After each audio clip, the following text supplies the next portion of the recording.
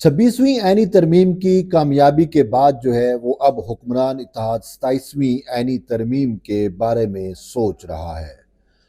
आज पाकिस्तान मुस्लिम लीग नून और Pakistan peoples party के वफद की इस्लामाबाद में बड़ी बैठक भी होगी, जिसमें 27वीं ऐनी तरमीम पर तबादला ख्याल किया जाएगा। इस हवाले से इनिशली जो है वो गुफ्त शनीद की जाएगी और मुशावरत का अमल जो है वो बाकायदा शुरू कर दिया जाएगा।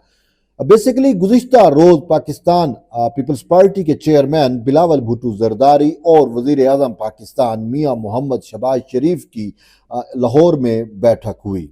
जिसमें जो है वो 27वीं ऐनी तरमीम लाने पर जो है वो तबादला ख्याल किया गया और दोनों रहनुमाओं ने इस बात का इयादा किया कि 26वीं ऐनी तरमीम में जो कुछ हम नहीं करा सके, जो चीज़ें ड्रॉप कर दी गई, वो 27वीं ऐनी तरमीम के ज़रिए पूरी की जाए। इसके साथ साथ 26वीं ऐनी तरमीम में जो वैक्यूम रह गया है, जो खला रह गया है, वो अब 27वीं ऐनी तरमीम के ज़रिए पूरा किया जाएगा। और इसके बाद इसके साथ साथ एक और भी मामला हमेशा होता है कि 26वीं ऐनी तरमीम अब चूँकि काबिल अमल तो हो चुकी है और उसके तहत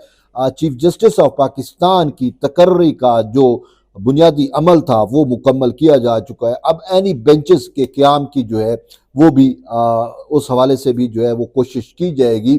एनी बेंचेस के क़याम के लिए जुडिशल कमीशन की तकर्री और तैनाती भी होनी है। तो फिर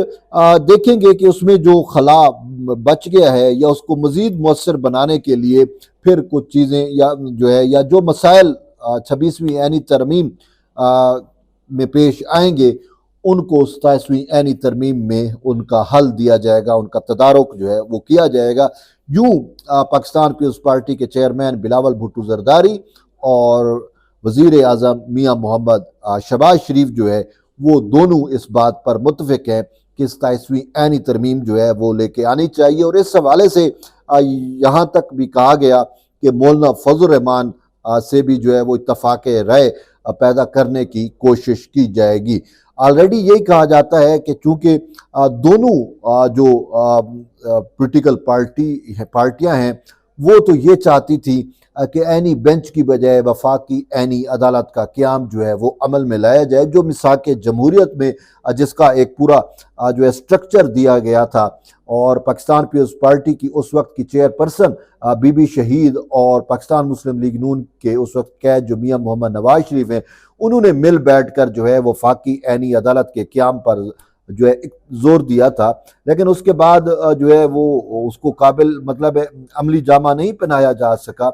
फिर हमने देखा कि अब पाकिस्तान पीपल्स पार्टी के चेयरमैन बिलावल भुट्टो जरदारी बहुत ज़्यादा मुतहरक हुए और वो वफाकी ऐनी अदालत के क़याम की बात करते रहे, जिसमें वो ये कहते थे कि ये कैद आज़म मोहम्मद अली जनाह का भी ये ख्वाब था और दुराब पटेल ने भी वफाकी ऐनी अदालत के क़याम की बात की थी और ख़ुद बीबी शहीद जो है उन्होंने भी पूरा एक विजन दिया था। लेकिन ये इसको काबिल अमल नहीं किया जा सका, कोई तरमीम नहीं लाई जा सकी थी।